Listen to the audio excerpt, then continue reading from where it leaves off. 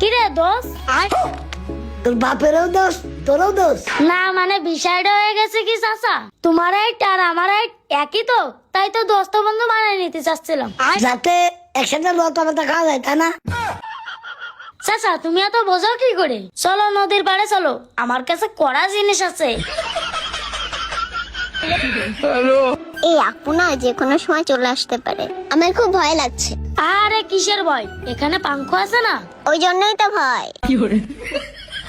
এই ওটা তোমার বোন সাদিয়া না? হ্যাঁ তাই তো। কি রে, ওটা আপু না? কার সাথে বসে আছে ও? চলো তো দেখি, আজকে ওর খবর আছে। এই এই ওইদিকে তাকাও, ওরা মনে হয় দেখে ফেলছে। দাঁড়াও, তুমি আমাকে পাঙ্খুর সাথে কথা বলতে দাও না, আজকে তোমার খবর আছে। এই রে, ওরা তো চলে আসছে। হ্যালো আপু। হাই আপা, তুমি এখানে কি করছো? আর এই ছেলেকে? বলছি, তার আগে বলো এই কালো ডায়মন্ড কে? ও কালো ডায়মন্ড, কালো ডায়মন্ড তো কালো ডায়মন্ডই। উনি মনে হয় তোমার আপুর কুরানো বিয়ে। এই তুমি উল্টো পাল্টা কথা বলছো কেন? ও তো আমার কলেজ ফ্রেন্ড। ও তাই, আমরা বুঝি। এরপরে যদি তুমি আমাকে পাঙ্কুর সাথে কথা বলতে বাধা দাও, তাহলে আমি সব ভাইয়াকে বলে দেবো। আচ্ছা ঠিক আছে ঠিক আছে, তোমরা যাও, ঘোরো ফেরো, কোনো সমস্যা নেই।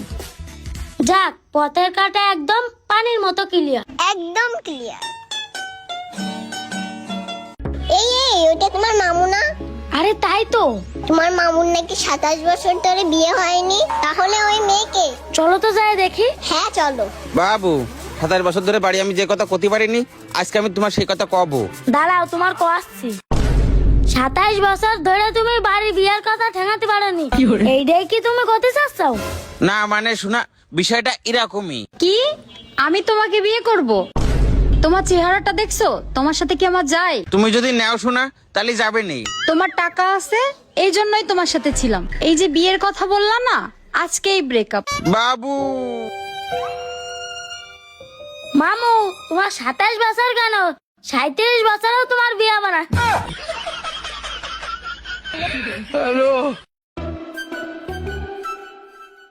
কি ব্যাপার পাঙ্কু, তুমি ওইদিকে তাকায় কি করছো?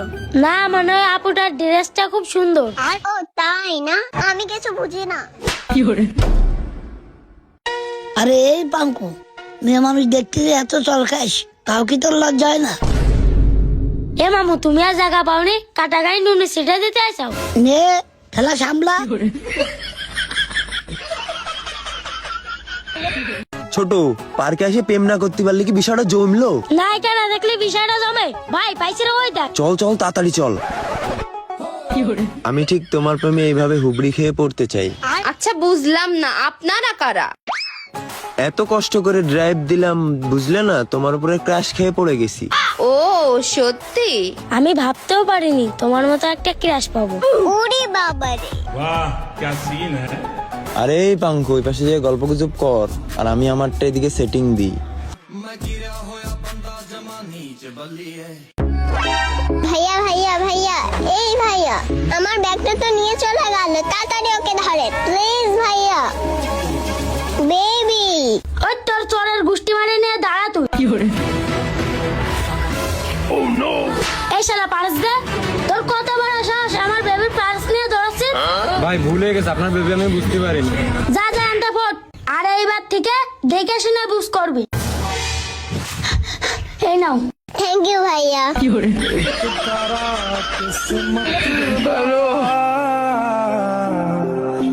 সেলিম ভাই, আর ও সেলিম ভাই, এই কি আছে? তুমি এখানে বসে রয়েছাও? বাড়ি তো কিস্তি লাগাইছে। ও আসা আসুক, কিস্তি দেওয়ার টাকা পয়সা নেই। কিস্তি না দিলে তো তোমার বড় উঠাই নিয়ে চলে যাবে না।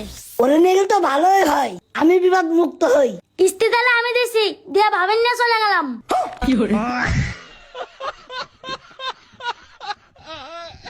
সারাটা জীবন তুমি লেট করে আসলে, অনেক ভাগ্য করে তোমার মতো একটা বয়ফ্রেন্ড পেয়েছি। বাবু তুমি তো আগা ঘুরাই জানো, আমি লেট লতে। কোথায় বসেছি, সরে বসো। ও আজকে এত হাইপার কেন? কিরে ভাগ্নে, তুই হ্যানে বসে রয়েছিস, ওইদিকে সজনীদের পাগলের মতো খুঁজে বেড়াচ্ছে। কিরে মামা, মিম তো ওইদিকে তোর জন্য শেষ হয়ে গেল। কিরে পাঙ্কু, ওদিকে তো পিয়া খুঁজে বেড়াচ্ছে লাঠি নিয়ে, তুই না করে ধোকা দিছিস।